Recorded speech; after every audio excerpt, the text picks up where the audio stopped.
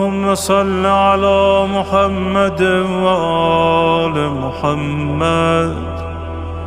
أولي الأمر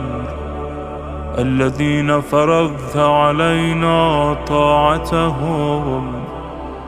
وعرفتنا بذلك منزلتهم ففرج عنا بحقهم فرجا عاجلا قريبا كلمح البصر أو هو أقرب يا محمد يا علي يا علي